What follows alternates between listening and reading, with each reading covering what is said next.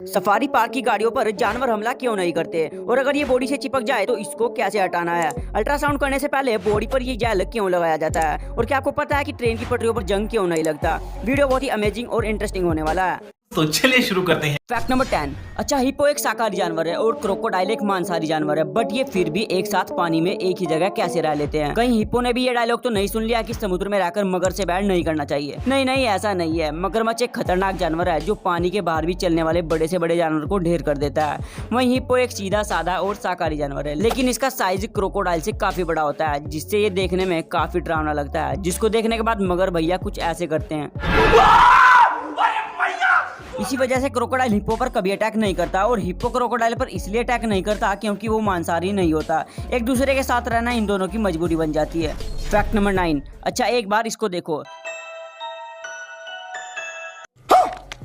जब मैंने पहली बार इस वीडियो को देखा था तो मेरा भी कुछ ऐसा ही रिएक्शन था। इनको बीन्स या फिर टिक्स बोलते हैं। ये जंगली झाड़ियों में पाया जाता है। अगर ये कभी आपकी बॉडी से चिपक जाए तो इनको उतारना बहुत ही मुश्किल होता है। वैसे तो ये इतने खतरनाक नहीं होते, लेकिन ये आपकी स्किन को डैमेज कर सकते हैं। जब ये स्किन से चिपक जाते हैं तो ये एक तरह का सलाइवा रिलीज करते हैं, जिससे इसकी पकड़ और ज्यादा मजबूत होती जाती है। और हाँ, इनको पानी से उतारने की गलती मत करना, क्योंकि ये पानी से बिल्कुल नहीं उतरेंगी। इनको उतारने के लिए आप अल्कोहल का यूज कर सकते हो। अल्कोहल डाल के इनको आप आराम से उतार सकते हो, क्योंकि अल्कोहल से इनका ग्लू डैमेज हो जाता है। Fact number 8। अच्छा, आपने ये सफारी पार्क की गाड़ियां तो जरूर देखी होंगी। जब भी कोई सफारी पार्क में घूमने जाता है तो उसको इन गाड़ियों में बैठाकर पूरा पार्क विजिट करा जाता है। बट सोचने वाली बात तो ये है कि पार्क में खतरनाक जानवर भी होते हैं, तो ये जानवर इन खुली जीपों को देखकर उन पर अटैक क्यों नहीं करते। एक्चुअली पुराने सफारी पार्कों में जानवरों के बच्चे जन्म से ही इन जीपों को आते जाते देखते रहते हैं, जिससे वो बड़े होने पर भी इन जीपों के आवागमन से ऊब जाते हैं और सोचते हैं कि ये जीप और इंसान इनके लिए खतरा नहीं है, इसलिए वो इन जीपों पर अटैक नहीं करते। लेकिन नए सफारी पार्कों में ये जीप जालियों से कवर होते हैं, क्योंकि नए सफारी पार्कों के जानवर इन जीपों के आवागमन से इतने अव्यस्त नहीं होते और कभी कभी वो इन गाड़ियों पर अटैक कर देते हैं।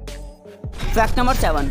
आपको पता है कि पोर्ट को हिंदी में बंदरगाह कहते हैं। अगर आपने थोड़ा बहुत हिस्ट्री पढ़ा होगा तो आपको जरूर पता होगा। बचपन में मैं सोचता था कि बंदरगाह पर बंदर रहते होंगे, इसलिए इसका नाम बंदरगाह होता है, बट ऐसा नहीं है। बंदरगाह एक अरेबिक शब्द है जो 3 शब्दों से मिलकर बना है। बंद, दर, गाह। बंद का मतलब होता है घिरा हुआ, दर का मतलब होता है दरवाजा और गाह का मतलब होता है स्थान या फिर ठिकाना। मतलब बंदरगाह एक ऐसा स्थान होता है जो 3 साइड से पानी से घिरा हुआ होता है। बंदरगाह पर पानी किनारों पर भी बहुत गहराई तक होता है, जिससे जहाज किनारों पर आसानी से जा सकता है और वापस समुद्र में आ सकता है। Fact number 6। अच्छा, अगर कोई ट्रेन के स्लीपर कोच से चादर या फिर तकिया घर ले आए तो क्या ही होगा। चलो बताता हूँ ऐसा करने पर क्या होगा। आपकी जानकारी के लिए बता दूं, अगर आप ऐसा करते हो तो आपको जेल तक हो सकती है। अभी कुछ दिनों पहले वेस्टर्न रेलवे ने अपनी एक रिपोर्ट जारी की, जिसमें सन 2022 से 23 के दौरान चोरी हुए सामान की लिस्ट शामिल थी, जिसके मुताबिक रेलवे के 1,95,000 टॉवल्स, 8,736 बेडशीट्स, 55,573 पिलो और 7,043 ब्लैंकेट चोरी हुए, जिसकी वजह से रेलवे को करीब 2.5 करोड़ का लॉस उठाना पड़ा। इसलिए रेलवे अब रिजर्वेशन के वक्त ही पैसेंजर की सारी डिटेल्स ले लेती है, ताकि अगर कोई पैसेंजर सामान लेकर रफू चक्कर हो जाए तो रेलवे उसे ढूंढकर अपने सामान की वसूली कर सके। जानकारी के लिए बता दूं कि ऐसे मामले में चोरी करने वाले पैसेंजर को रेलवे प्रॉपर्टी एक्ट 1996 के तहत 1,000 तक का जुर्माना और 1 साल तक की सजा हो सकती है। Fact number 5। अच्छा, क्या कोई कंपनी किसी दूसरी कंपनी का लोगो अपने प्रोडक्ट पर लगाकर उसे बेच सकती है?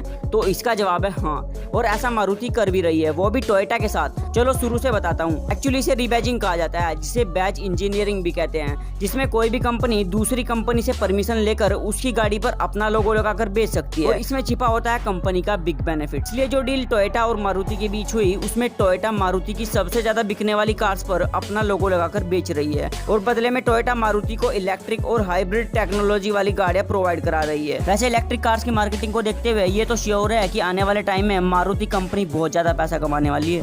Fact number 4। अच्छा, आप भी अक्सर सोचते होंगे कि ट्रेन की पटरियां काफी समय तक हवा और पानी के कांटेक्ट में रहती है, बट फिर भी इनको जंग क्यों नहीं लगता। चलो बताता हूँ। ट्रेन की पटरियों में जो स्टील इस्तेमाल किया जाता है वो नॉर्मल स्टील नहीं होता। इसमें मजबूती और जंग प्रतिरोधी क्षमता को बढ़ाने के लिए कई तरह के एलिमेंट्स ऐड किए जाते हैं। आमतौर पर इन रेलवे लाइंस में हेडफील्ड मैग्नीज स्टील का प्रयोग किया जाता है, जिसमें 12 से 14% मैग्नीज ऐड किया जाता है, और ये मैग्नीज लंबे समय तक रेल की पटरियों को जंग लगने से बचाता है।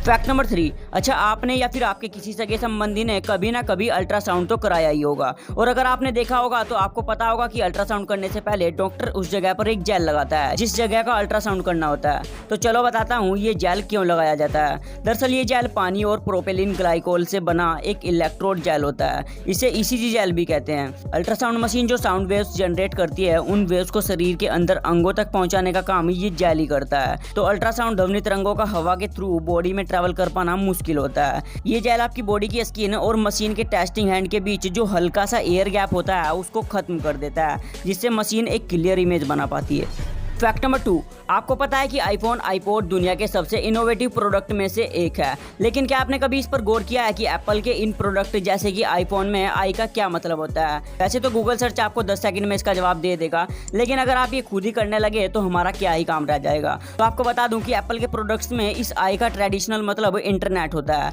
जो इन डिवाइसेस की स्मूथ कनेक्टिविटी को दर्शाता है। और इस तरह आई इनके सभी प्रोडक्ट्स से जुड़ गया, जिससे एप्पल के प्रोडक्ट्स को एक आइडेंटिटी मिल गई। फैक्ट नंबर 1, आपको पता है कि रोजाना हमारे शरीर से स्किन सेल्स डैमेज होते रहते हैं और पूरे जीवन में हमारी बॉडी से लगभग 16 kg स्किन सेल्स रिलीज हो चुके होते हैं। और यही एक कारण है कि आपका घर चाहे कितना भी बंद क्यों ना हो, लेकिन घर में धूल फिर भी आ जाती है, क्योंकि घर की धूल में लगभग 50% आपके स्किन सेल्स होते हैं।